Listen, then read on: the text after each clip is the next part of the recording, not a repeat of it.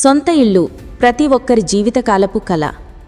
ఎండకు ఎండుతూ వానకు తడుస్తూ అద్దె ఇళ్లలో జీవితాలను వెళ్లదీస్తున్న పేద ప్రజలకు తమకంటూ ఒక గూడు ఉండాలనే ఆశయం ఉంటుంది.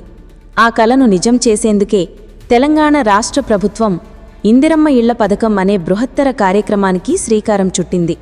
పేదరికం కారణంగా సొంత ఇంటిని నిర్మించుకోలేని నిస్సహాయ స్థితిలో ఉన్న లక్షలాది కుటుంబాలకు అండగా నిలవడమే ఈ పథకం యొక్క ప్రధాన ఉద్దేశం.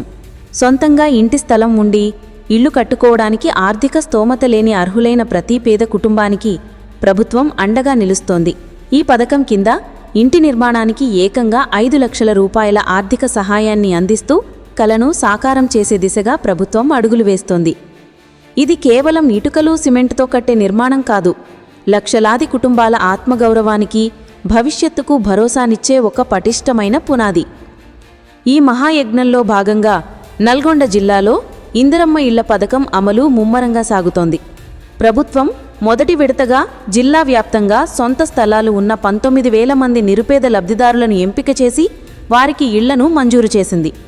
ఈ నిర్మాణాలను కేవలం మంజూరు చేయడమే కాకుండా అవి వేగంగా మరియు నాణ్యతతో పూర్తి కావాలని రాష్ట్ర ప్రభుత్వం ప్రత్యేక ఆదేశాలు జారీ చేసింది. ఇందుకోసం క్షేత్రస్థాయిలో అధికారులను నిరంతరం పర్యవేక్షించమని సూచించింది. పథకం అమలును మరింత పారదర్శకంగా, ప్రణాళికాబద్ధంగా చేపట్టేందుకు ప్రభుత్వం స్పష్టమైన మార్గదర్శకాలను విడుదల చేసింది. తొలి దశలో L1 కేటగిరీ కింద ప్రయోగాత్మకంగా ప్రతి మండలానికి ఒక గ్రామాన్ని ఎంపిక చేశారు. ఆ గ్రామాల్లోని అర్హులైన లబ్ధిదారులకు ఇళ్ల నిర్మాణానికి సంబంధించిన ప్రొసీడింగ్స్ అందజేశారు. ఈ పైలట్ ప్రాజెక్టు ద్వారా ఎదురయ్యే సవాళ్లను, అవకాశాలను అంచనా వేసి పథకాన్ని మరింత మెరుగ్గా అమలు చేసేందుకు ప్రభుత్వం ప్రణాళిక రచించింది. ఈ మొదటి దశ విజయవంతం కావడంతో రెండో దశలో పథకం పరిధిని భారీగా విస్తరించింది. ప్రతి నియోజకవర్గానికి 3,500 ఇళ్ల చొప్పున మంజూరు చేస్తూ మరింత ఎక్కువ మంది పేదలకు లబ్ధి చేకూరేలా చర్యలు తీసుకుంది. ఈ విధంగా ఒక ప్రణాళిక ప్రకారం దశలవారీగా అర్హులైన ప్రతి ఒక్కరికి గృహయోగాన్ని కల్పించాలని ప్రభుత్వం లక్ష్యంగా పెట్టుకుంది. ప్రభుత్వం 5 లక్షల రూపాయలు మంజూరు చేసినప్పటికీ పేద లబ్ధిదారులకు క్షేత్రస్థాయిలో ఒక పెద్ద ఆర్థిక సవాళ్లు ఎదురవుతున్నాయి. ఇంటి నిర్మాణ ప్రక్రియలో ప్రభుత్వం నిధులు దశలవారీగా విడుదలవుతాయి. ఉదాహరణకు పునాది అంటే బేస్మెంట్ పూర్తి చేసిన తర్వాత మొదటి విడత బిల్లు మంజూరవుతుంది. అయితే ఆ పునాది వేయడానికే లబ్ధిదారుడి చేతిలో కొంత డబ్బు ఉండాలి. పునాది తీయడానికి, రాతి పనికి, సిమెంట్, ఇసుక, కంకర, స్టీల్ వంటి ముడిసరుకులు కొనడానికి, అలాగే మేస్త్రీలకు, కూలీలకు చెల్లించడానికి తక్షణమే డబ్బు అవసరమవుతుంది. రోజువారీ కూలీపై ఆధారపడి జీవించే నిరుపేద కుటుంబాలకు ఒకేసారి 25,000-30,000 రూపాయలు సమకూర్చుకోవడం గగనమవుతుంది. చేతిలో చిల్లి గవ్వలేని కారణంగా ప్రభుత్వం ఇల్లు మంజూరు చేసిన ప్రొసీడింగ్స్ చేతిలో ఉన్నా పనులు ఎలా ప్రారంభించాలో తెలియక చాలామంది లబ్ధిదారులు మదనపడుతున్నారు. ఈ ప్రారంభ అడ్డంకిని అధిగమించలేక కొందరు పేదలు ఇప్పటికీ తమ ఇంటి నిర్మాణ పనులను మొదలుపెట్టలేని నిస్సహాయ స్థితిలో ఉండిపోయారు. ఈ ఆచరణాత్మక సమస్యను ప్రభుత్వం గుర్తించింది. ఈ ఆర్థిక ఇబ్బందిని అధిగమించేందుకు ప్రభుత్వం ఒక అద్భుతమైన, వినూత్నమైన పరిష్కార మార్గాన్ని కనుక్కుంది. అదే గ్రామీణ ప్రాంతాల్లో మహిళా స్వయం సహాయక సంఘాల ద్వారా, అంటే పొదుపు సంఘాల ద్వారా లబ్ధిదారులకు రుణ సహాయం అందించడం. ఇల్లు మంజూరై పునాది వేసుకోవడానికి డబ్బుల్లేని పేదలకు ఆ గ్రామాల్లోని మహిళా సంఘాల ద్వారా స్త్రీనిధి మరియు ఇతర బ్యాంకుల ద్వారా సులభమైన రుణాలు ఇప్పించాలని ప్రభుత్వం ఆదేశాలు జారీ చేసింది. ఈ బాధ్యతను గ్రామీణాభివృద్ధి శాఖ సిబ్బందికి అప్పగించింది. నల్గొండ జిల్లాలో ఈ కార్యక్రమం ఇప్పటికే మంచి ఫలితాలను ఇస్తోంది. ఇల్లు మంజూరై ఆర్థికంగా ఇబ్బంది పడుతున్న లబ్ధిదారులకు మహిళా సంఘాల ద్వారా తక్షణమే 1 లక్ష రూపాయల వరకు రుణం మంజూరు చేస్తున్నారు. ఈ ప్రక్రియ చాలా వేగంగా జరుగుతోంది.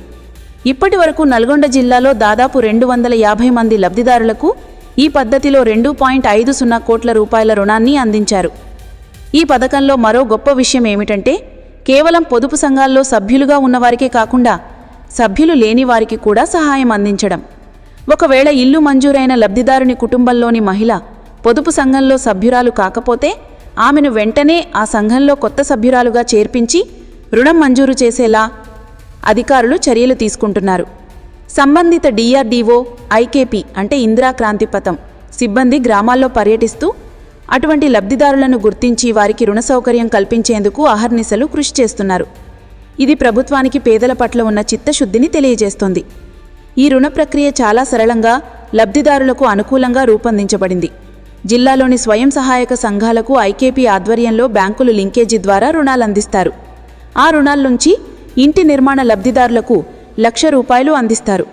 ఈ డబ్బుతో లబ్ధిదారుడు పునాది పనులను పూర్తి చేసుకుంటాడు. పునాది పూర్తి కాగానే ప్రభుత్వం నుంచి ఇందిరమ్మ ఇళ్ల పథకం కింద మొదటి విడత బిల్లు విడుదలవుతుంది. ఆ బిల్లు రాగానే లబ్ధిదారుడు తాను మహిళా సంఘంలో తీసుకున్న ₹1,00,000 రుణాన్ని తిరిగి చెల్లించే వెసులుబాటు ఉంది. అంటే ఇది ఒక రకంగా బ్రిడ్జ్ లోన్ లాగా పనిచేస్తుంది. ఒకవేళ లబ్ధిదారుడు వెంటనే చెల్లించలేని పక్షంలో నెలవారీ వాయిదాల రూపంలో కూడా చెల్లించవచ్చు. సాధారణంగా నెలకు సుమారు ₹4,000 చొప్పున వాయిదా చెల్లించాల్సి ఉంటుంది. ఈ విధంగా ప్రారంభంలో ఎదురయ్యే ఆర్థిక భారాన్ని అధిగమించి ఇంటి నిర్మాణాన్ని సజావుగా కొనసాగించడానికి ఈ రుణ పథకం ఎంతగానో దోహదపడుతుంది.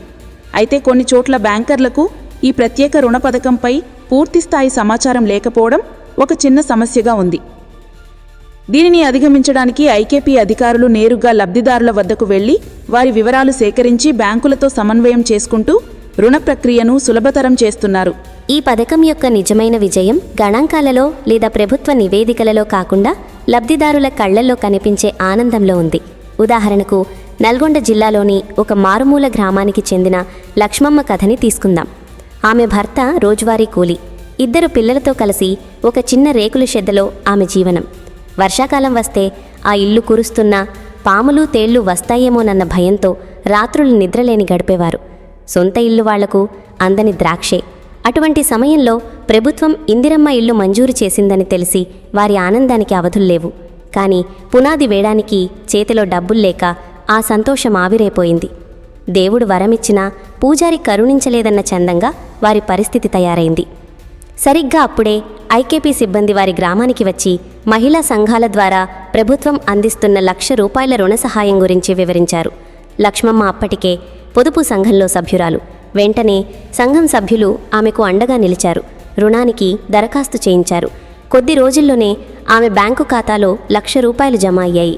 ఆ డబ్బుతో వాళ్లు వెంటనే పునాది పనులు మొదలుపెట్టారు. ఇప్పుడు పునాది పూర్తయి మొదటి విడత ప్రభుత్వ బిల్లు కూడా మంజూరైంది. వచ్చిన డబ్బుతో పొదుపు సంఘం అప్పు తీర్చేశారు. ఇప్పుడు లక్ష్మమ్మ కళ్లల్లో నీళ్లున్నాయి. కానీ అవి నిస్సహాయతతో వచ్చినవి కావు. తమ సొంత ఇంటి కల నెరవేరుతోందన్న ఆనంద భాష్పాలు. లక్ష్మమ్మ లాంటి ఎందరో నిరుపేదల జీవితాల్లో ఈ రుణ సహాయ పథకం ఒక ఆశాకిరణంగా నిలుస్తోంది. ఇటువంటి బృహత్తర పథకాల అమలులో అవినీతికి, అక్రమాలకు ఆస్కారం ఉంటుందన్నది ఒక సాధారణ అపోహ.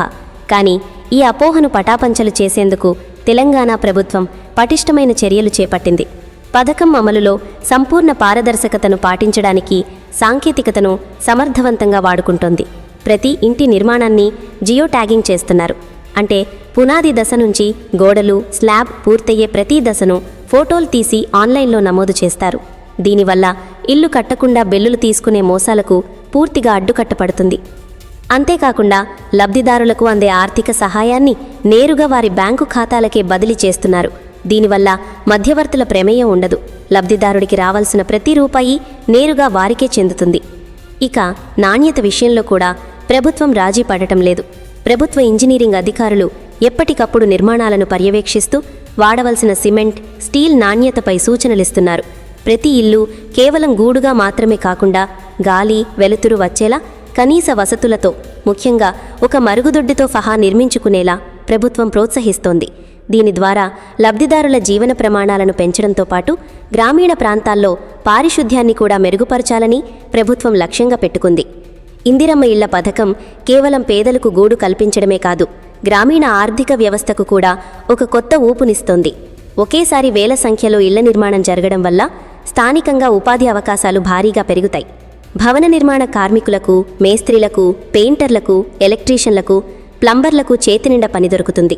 వలస వెళ్లే కార్మికులు సైతం తమ సొంత ఊరిలోనే పని దొరకడంతో ఇక్కడే ఉండిపోతున్నారు. దీనికి తోడు నిర్మాణానికి అవసరమైన ఇటుకలు, సిమెంట్, స్టీల్, శాండ్, కంకర వంటి ముడిసరుకుల అమ్మకాలు పెరగడంతో స్థానిక వ్యాపారాలు కూడా అభివృద్ధి చెందుతాయి. రవాణా రంగంపై ఆధారపడిన వారికి కూడా గిరాకీ పెరుగుతుంది. అంటే ఒక ఇంటి నిర్మాణం చుట్టూ పదుల సంఖ్యలో ఇతర వృత్తుల వారికి ఉపాధి లభిస్తుంది.